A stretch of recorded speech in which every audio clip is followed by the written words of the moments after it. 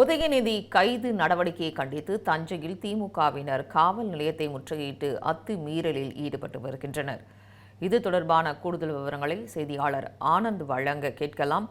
ஆனந்த், வணக்கம். தற்பொழுது உதயநிதி ஸ்டாலின் கைது நடவடிக்கையை கண்டித்து தஞ்சாவூரில் திமுகவினர் காவல் நிலையத்தை முற்றுகையிட்டு தற்பொழுது அத்துமீறலில் ஈடுபட்டு வரக்கூடிய காட்சிகளை காண முடிகிறது. அங்கு பதற்றமான சூழ்நிலை இருக்கிறதையும் காண முடிகிறது. தற்பொழுது அங்கு இருக்கக்கூடிய கள நிலவரம் என்ன? வணக்கம் சங்கீதா. நேற்று நடைபெற்ற திமுக ஆர்ப்பாட்டத்தில் பெண்களை இழிவுபடுத்தி பேசியதை கூறி எதிர்க்கட்சி தலைவர் உதயநிதி ஸ்டாலின் மீது 9 பிரிவுகளின் கீழ் வழக்கு பதிவு செய்யப்பட்டு உதயநிதி ஸ்டாலின் கைது செய்யப்பட்டதை கண்டித்து தஞ்சாவூர் மட்டுமின்றி தமிழகத்தின் பல்வேறு மாவட்டங்களிலும் திமுகவினர் போராட்டத்தில் ஈடுபட்டு வருகின்றனர். இந்நிலையில் உதயநிதி ஸ்டாலினை காவல் நிலைய பிணையில் விடுவிக்க உயர்நீதிமன்றம் உத்தரவிட்டுள்ளதாக தெரிவிக்கப்பட்டுள்ளது.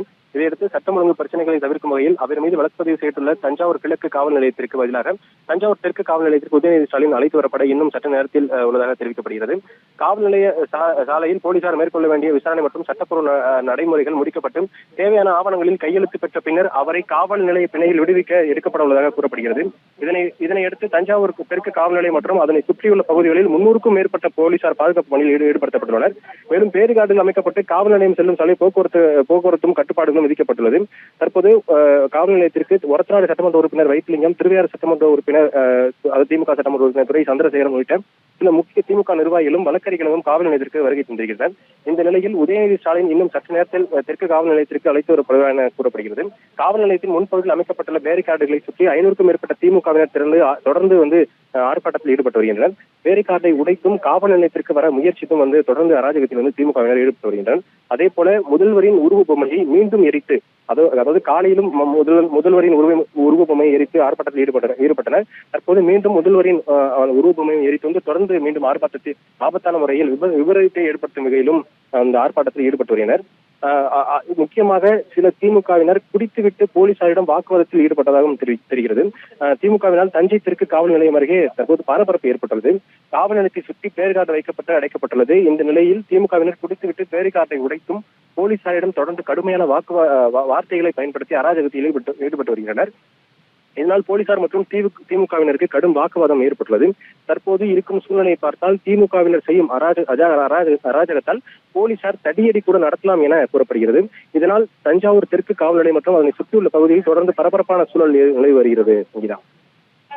எதிர்க்கட்சி தலைவர் உதயநிதி ஸ்டாலின் தஞ்சாவூர் தெற்கு காவல் நிலையத்திற்கு விசாரணைக்காக அழைத்து வரப்படுவார் என எதிர்பார்க்கப்பட்ட நிலையில் தற்போது அவர் தஞ்சாவூர் மாவட்டம், அதாவது திருச்சி தஞ்சாவூர் பைபாஸில் இருக்கிற செங்கிப்பட்டி காவல் நிலையத்திற்கு அவர் அழைத்து செல்லப்பட்டுள்ளதாக தகவல் வெளியாகி இருக்கிறது.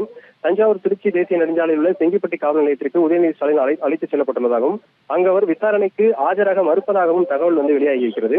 முன்னதாக உதயநிதி ஸ்டாலின் தஞ்சாவூர் தெற்கு காவல் நிலையத்திற்கு அழைத்து வரப்படுவார் என கூறப்பட்டிருந்த நிலையில் அங்கு 300க்கும் மேற்பட்ட போலீசார் பாதுகாப்பு பணியில் ஈடுபட்டிருந்தனர். காவல் நிலையத்தை சுற்றிலும் பேரிகார்டுகள் அமைக்கப்பட்டு போக்குவரத்தும் கட்டுப்பாடுகளும் விதிக்கப்பட்டிருந்தன.